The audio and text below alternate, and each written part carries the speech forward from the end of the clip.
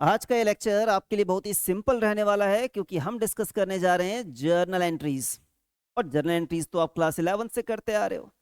फर्क बस इतना है कि तब आप प्रोप्राइटरशिप के लिए किया करते थे और अब हमें पार्टनरशिप के लिए करना है। एक पार्टनरशिप के लिए जब हम profit and loss appropriation account बनाते हैं, पार्टनर्स कैपिटल अकाउंट बनाते हैं, तो इन अकाउंट्स में जितने भी आइटम्स कवर होते हैं, जितने भी ट्रांजेक्शन्स कवर होते हैं, उन सब के लिए अगर हम जर्नल एंट्रीज पास करना चाहें तो हम कैसे कर सकते हैं, आज के इस लेक्चर में हम डिस्कस करने जा रहे हैं। लेकिन आगे बढ़ने से पहले एक छोटी सी बात, आज का हमारा ये 7th लेक्चर है। इसके पहले वाला जो हमारा लेक्चर था, 6th लेक्चर था, वो कैपिटल अकाउंट के बारे में था। और अगर आपने वो लेक्चर कवर किया है तो आज का ये लेक्चर आपको परफेक्शन के साथ समझ में आने जा रहा है। लेकिन अगर आपने कवर नहीं किया है तो बेटा नीचे डिस्क्रिप्शन में मैंने लिंक दिया है, जाओ पहले वो लेक्चर कवर करो, तो आज का लेक्चर आपको परफेक्शन के साथ समझ में आ जाएगा। चलिए स्टार्ट करते हैं। इसके पहले कि मैं जर्नल एंट्रीज के बारे में डिस्कशन स्टार्ट करूं, मैं सबसे पहले रेफर करना चाहता हूं profit and loss appropriation account का वो फॉर्मेट जो हम ऑलरेडी सीख चुके हैं।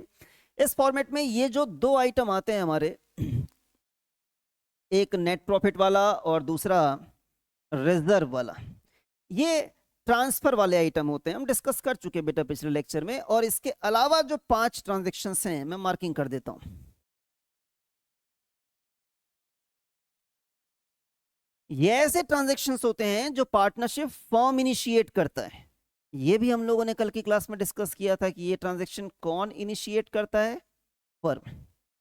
इन ट्रांजेक्शन्स की खासियत ये होती है कि ये एक जगह पर नहीं, 2 जगह पर रिकॉर्ड किए जाते हैं। ये सारे के सारे transactions profit and loss appropriation account में तो रिकॉर्ड किए ही जाते हैं, इसके अलावा ये पार्टनर्स कैपिटल अकाउंट में भी रिकॉर्ड किए जाते हैं।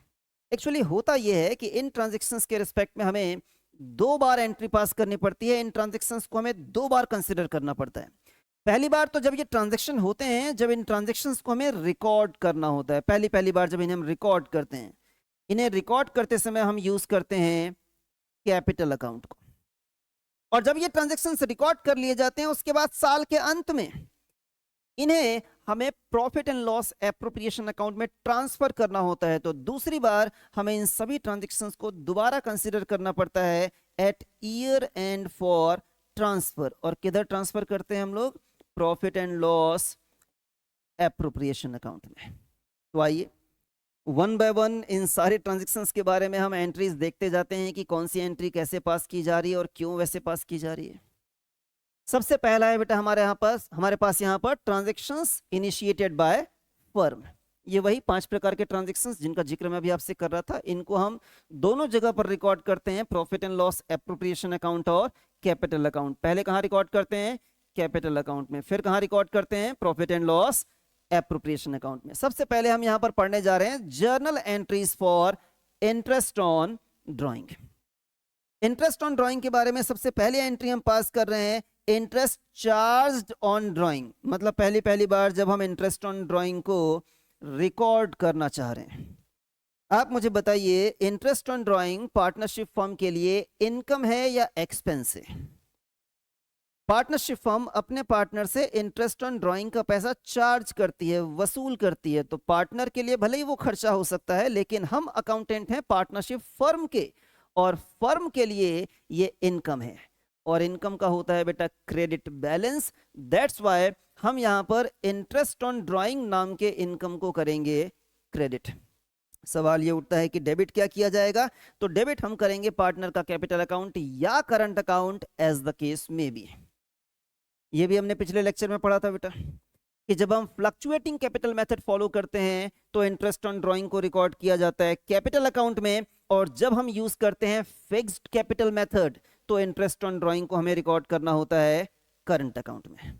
कर तो लिया रिकॉर्ड, लेकिन साल के अंत में हमें इसे ट्रांसफर करना होता है profit and loss appropriation account में। तो एक्चुअली ये जो इंटरेस्ट ऑन ड्रॉइंग हम लोगों ने रिकॉर्ड किया है, हमें इसे राइट ऑफ करना होता है।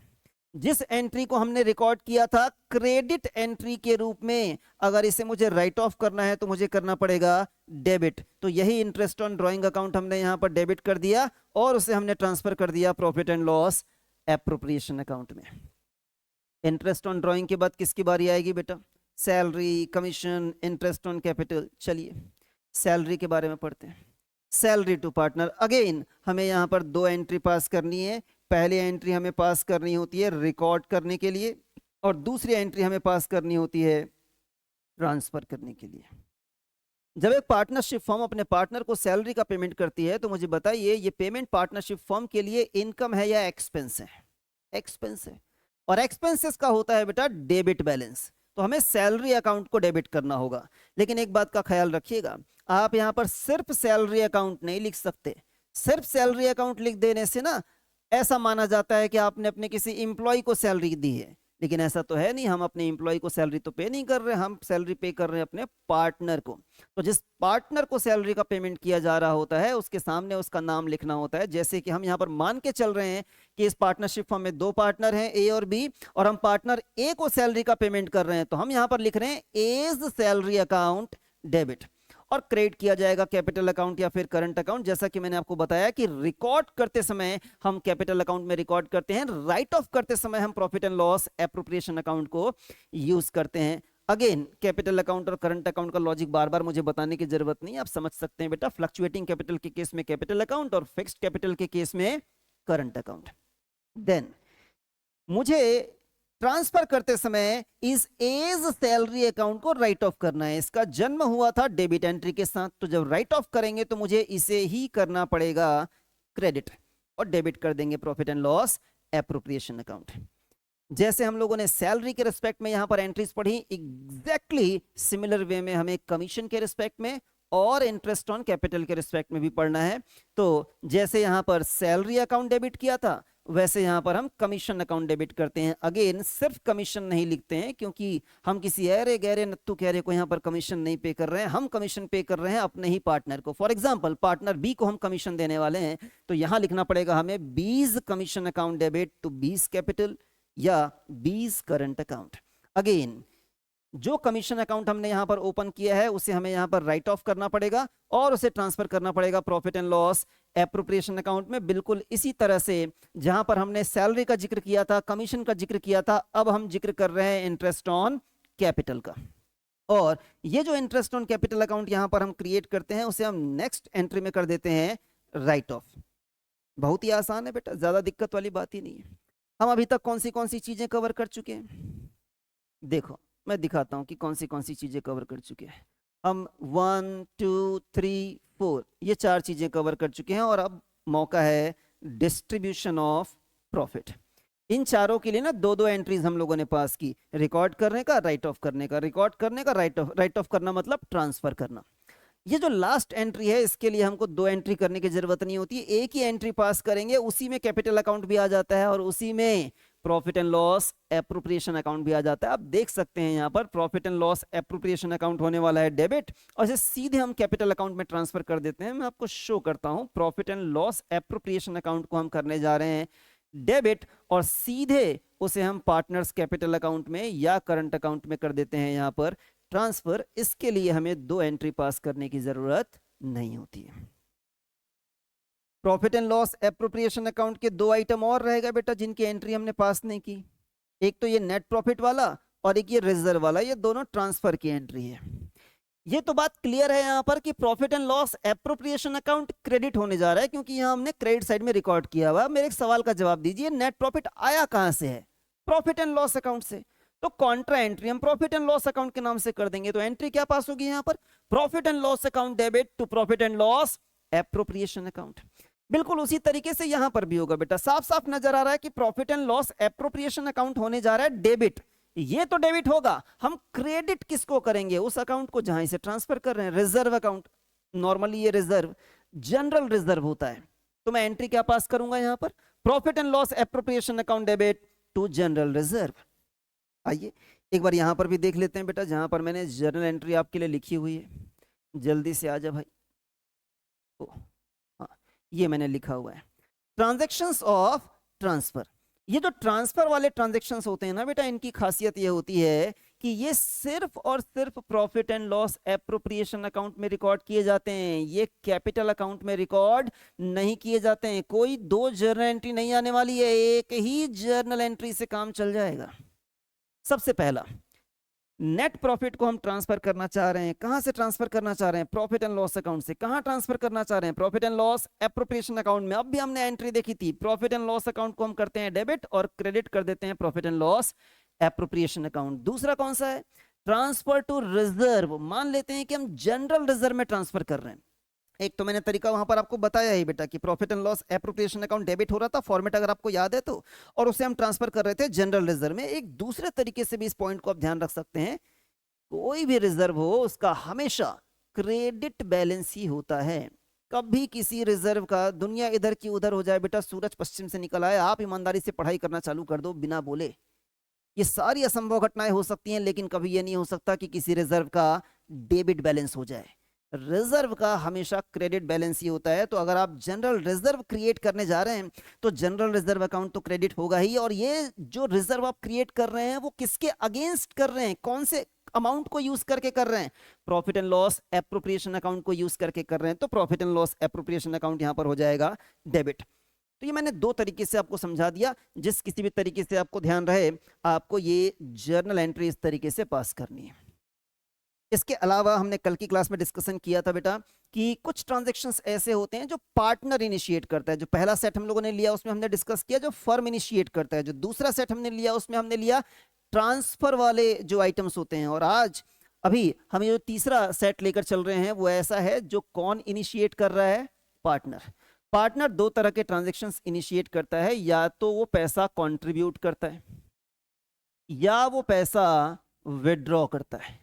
कंट्रीब्यूशन भी दो प्रकार का होता है बेटा, इनिशियल कैपिटल और एडिशनल कैपिटल, और विड्रॉवल भी दो प्रकार का होता है। ये सब हम लोगों ने कल डिस्कस किया था। एक होता है ड्रॉइंग अगेंस्ट कैपिटल और एक होता है ड्रॉइंग अगेंस्ट प्रॉफिट।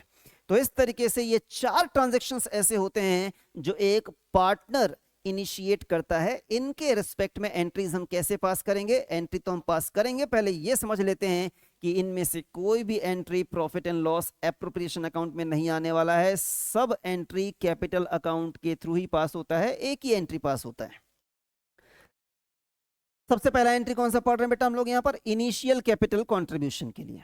आप मुझे बताओ, मैं क्या बताऊं आपको? क्लास 11 से पढ़ते आ रहे हो, सबसे पहली जनरल एंट्री क्लास 11 में आपने यही सीखी थी कि जब पार्टनर बोल रहा हूँ, सॉरी, प्रोप्राइटर, जो बिजनेस का मालिक होता है, जब वो पैसा कंट्रीब्यूट करता है तो क्या एंट्री पास करते हैं आप?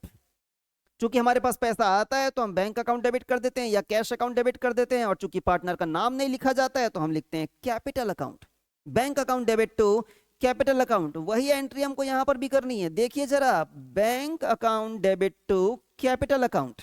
हाँ, यहां पर क्या होता है ना, एक से ज्यादा पार्टनर होते हैं, ए भी पैसा लगा रहा है, बी भी पैसा लगा रहा है, तो कैपिटल के सामने उसका नाम लिखना पड़ता है।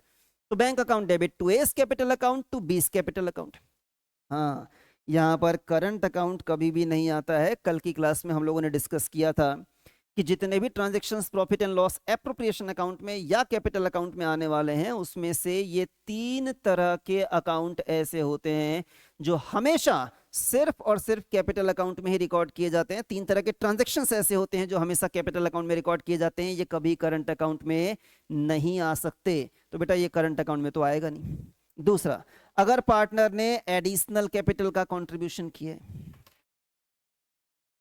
क्या इनिशियल कैपिटल क्या एडिशनल कैपिटल? बेटा कंट्रीब्यूशन नहीं कर रहे हैं ना, हमारे पास पैसा ही आ रहा है ना, कौन दे रहा है? पार्टनर ही दे रहा है ना। तो जर्नल एंट्रीज में कोई फर्क नहीं पड़ता है कि वो इनिशियल कैपिटल है या एडिशनल कैपिटल है। जैसे यहां एंट्री पास की है एग्जैक्टली वैसा ही हम नीचे एंट्री पास कर रहे हैं, इसमें कोई भी डिफरेंस नहीं है। तो ये चार तरह के ट्रांजेक्शन जो पार्टनर इनिशिएट करता है, उसमें से दो हमने कवर कर लिए, बचे हुए दो ट्रांजेक्शन्स और हैं। लेकिन ये दो ट्रांजैक्शंस मैं आज कवर नहीं करने जा रहा हूं, क्योंकि जो नेक्स्ट लेक्चर हमारा होगा उसमें हम काफ़ी डिटेल्स में समझेंगे इन दोनों के बारे में कि ड्राइंग अगेंस्ट कैपिटल क्या होता है, ड्राइंग अगेंस्ट प्रॉफिट क्या होता है, इन दोनों के बीच में डिफरेंसेस क्या होते हैं, कौन से आइटम को हम कब यूज़ करते हैं, इसके रिस्पेक्ट में अगर जर्नल एंट्री पास करनी हो तो हम कैसे करते हैं, वो सब कुछ जो इसके बारे में हमें जानना जरूरी है, एक अलग से डेडिकेटेड लेक्चर मैंने ड्राफ्ट किया है जिसमें मैं आपको कराने जा रहा हूं। ये नेक्स्ट लेक्चर ही हमारा रहने वाला है जिसमें हम ये डिस्कस करेंगे। तो मैं आगे बढ़ जाता हूं। आगे अब कुछ नहीं है बेटा, आपको क्या करना है, ये एक सिंपल सा क्वेश्चन है जो 2023 में आपके एग्जाम में पूछा गया था। इस सवाल का जवाब मुझे कमेंट में लिखकर बताना है। एक और क्वेश्चन है, ये सवाल 2025 में आया आपके एग्जाम में। इसका भी सही जवाब आप मुझे नीचे कमेंट में लिखकर बताएंगे। और ये एक और क्वेश्चन है, यहाँ मैंने गलती से क्वेश्चन नंबर 2 कर दिया है, ये हमारा क्वेश्चन नंबर 3 है। ये भी आपके एग्जाम में पूछा गया है 2025 में। इन सारे सवालों का जवाब आप मुझे नीचे कमेंट में लिखकर बताएंगे। आज के लेक्चर में हम इतना ही करते हैं। नेक्स्ट लेक्चर में जब हम मिलेंगे तो हम पढ़ेंगे ड्राइंग अगेंस्ट कैपिटल और ड्राइंग अगेंस्ट प्रॉफिट के बारे में। तब तक पढ़ते रहो, बढ़ते रहो।